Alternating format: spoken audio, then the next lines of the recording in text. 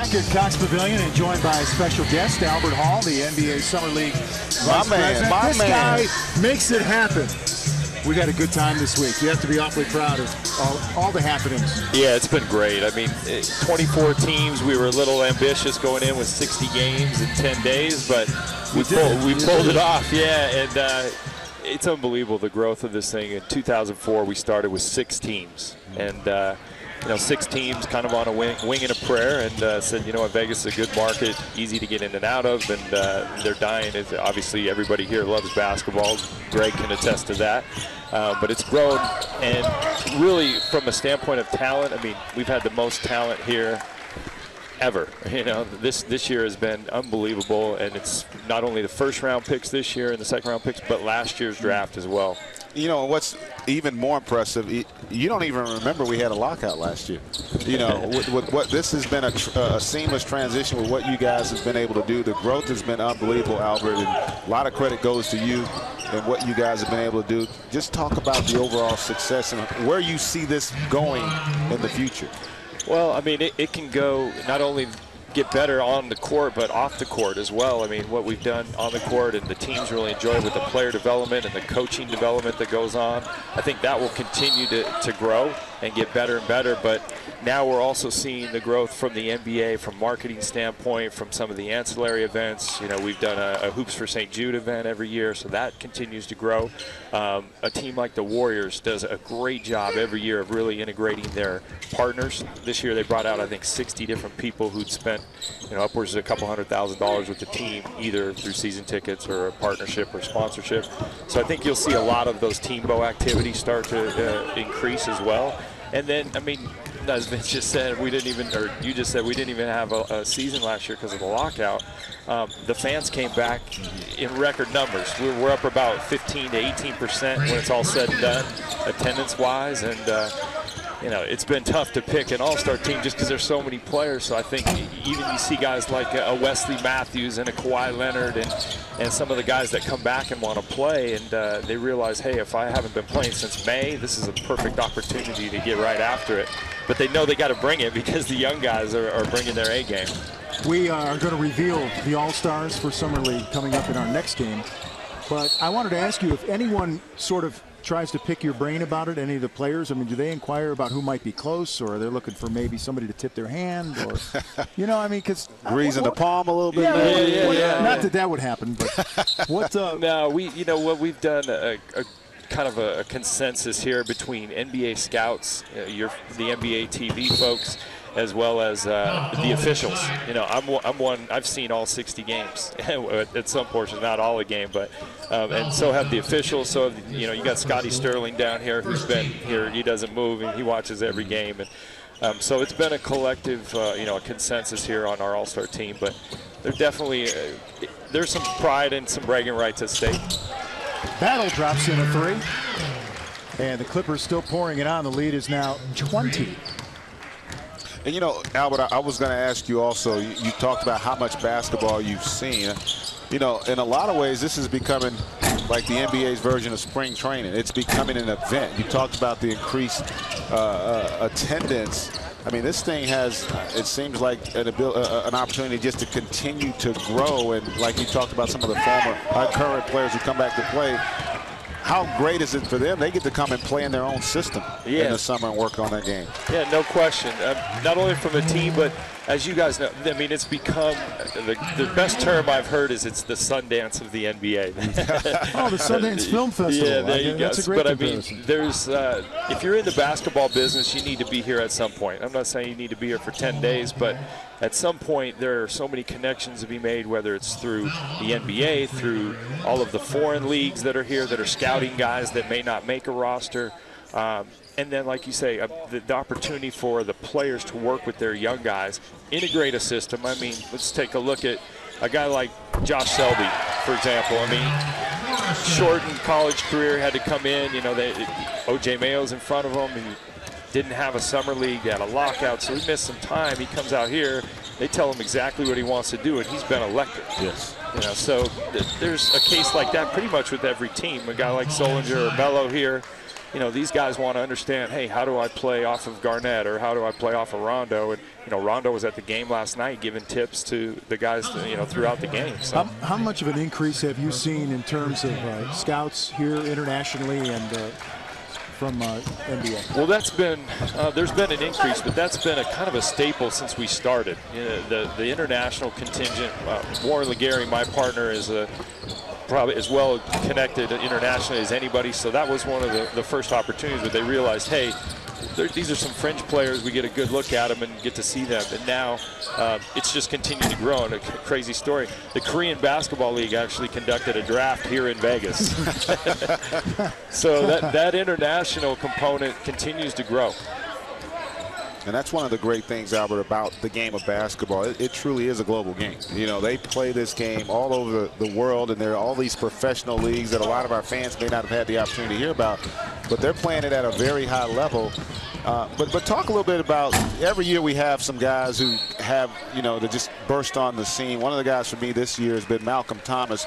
Talk to the folks about some other guys that you've seen that you're looking at now with an opportunity to make an NBA roster. Hold that, and we'll talk about that after break. We'll be right back. Amazing player. Greg, I said yesterday in our broadcast, I think he's one of the most unique point guards I've ever seen. I don't think there's anybody that's played like him. No, you're right on. I mean, because he's one of those guys that everyone says, well, he can't shoot, but you can't make him shoot.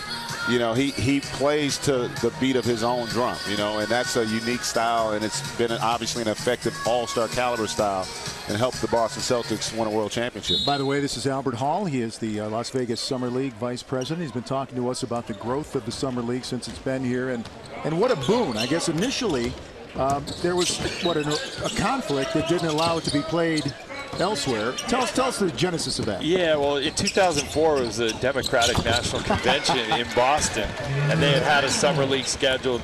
For whatever reason, they lost their dates for the venue.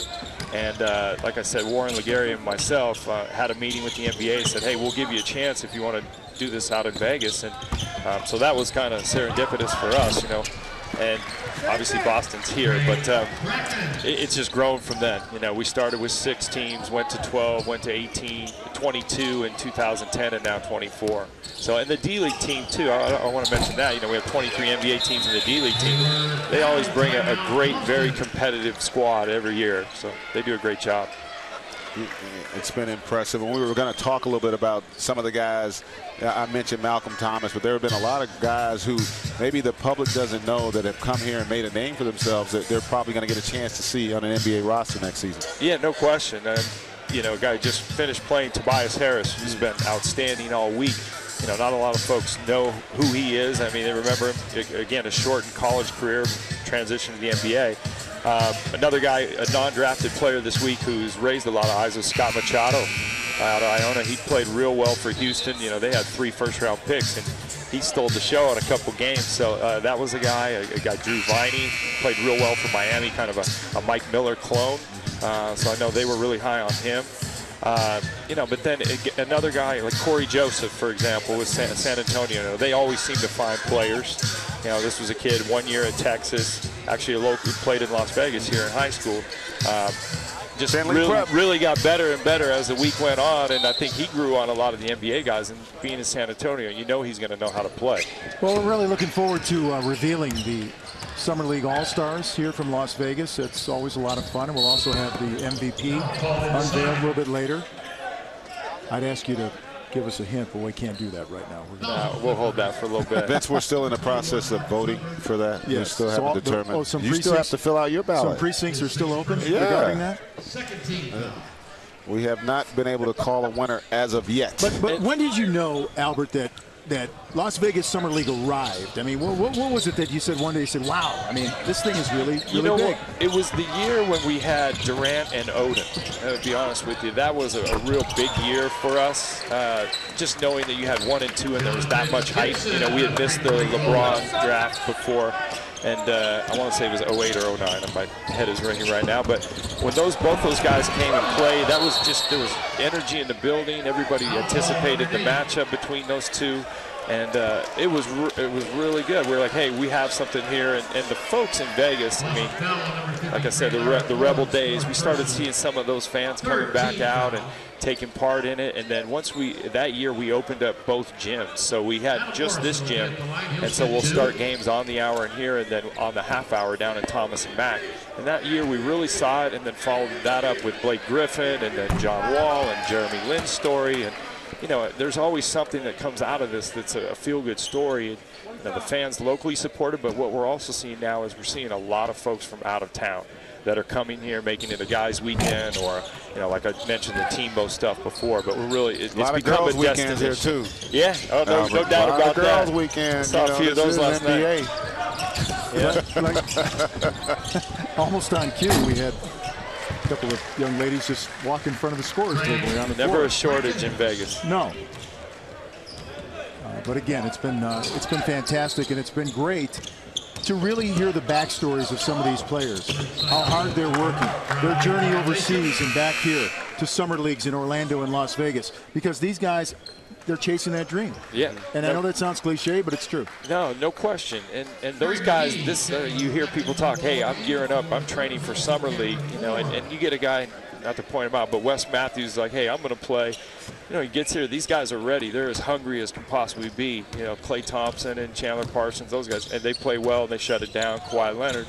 But at the same time, it's those guys chasing a dream, looking for that 6 to 8 minute stint that may catch somebody's eye, that'll give them a roster spot and a chance to get on a squad. I mean, everybody knows everybody has a different liking for players, and they may see something that other people don't. Now, that's a great point, because in a lot of ways, especially when you look at the free agent guys that play in the summer league, this is a better audition for them than they had in college, because not only are they going to get to showcase their skills, but they're going to get to do it in the systems that potentially they're going to play with or play in at the NBA level. Yeah, perfect example. Mike Dunlap was coaching the Charlotte team early on, and he's like, hey, we're trapping, and we're going to press a little bit. And they did. Yeah, and they did. And, I mean, they smoked a couple teams early on. League now. Yeah, exactly. Trapping and pressing too exactly. much at the next level. But to your point, it's like, hey, how much of that is going to transcend into the regular season? So it's put a guy like that, and you know, there's veteran players here too. We just touched on Rondo.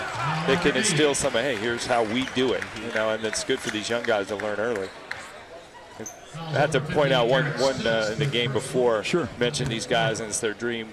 Really happy to see Brian Butch back on the floor. He suffered probably one of the ugliest injuries we've ever seen here. Obviously, 2 years ago, and he worked his way back. So happy for him to be back on the court. Well, it's been great to spend time with you and, you know, discuss really the growth and the evolution of the Las Vegas Summer League. It's been You didn't fantastic. see that by Gary McGee, did you? He just banked in a free throw. I don't think he called glass either. Let's see what Gary McGee's up to. It was online, though. I never say that bank shots are lucky, because at least it tells you he's online with the shot. Well, he almost did again. Well, it felt good the first time. Might as well stay with it. In the book, it looks like a free throw. Boston working inside. So, how you doing? Are you about ready for things to wrap up, Albert? Yeah, you know what? 10 days is a long day. Like I said, 60 games. It doesn't stop here. We have another event coming up, our Adidas Nations program, that we'll go right into. But it's been fantastic. I can't thank the guys at NBA TV and Turner enough. We've worked with Scooter Vertino and his team for the last several months. And you had to give Scooter a shout out there. I had to. After schedule number 13 that we reworked and figured it out, it was a collective effort, you know. So Scooter's done a great job. Everybody over there. We appreciate your work too, and the job that you guys have done, and really kind of opening this thing up and allowing us to be a part of it has been a wonderful marriage for us at NBA TV, along with you all. No, we've really enjoyed the growth process, and I want to encourage folks, if you're an NBA fan, come out to Las Vegas Summer League, because it's an opportunity to see great basketball, high draft choices, guys with the stories we've been talking about, chasing their dream, and the atmosphere is unbelievable. And by the way, it's in Las Vegas. So that's not a bad city to hang out. There's always something to do. Thank you so much. Thanks a lot, guys.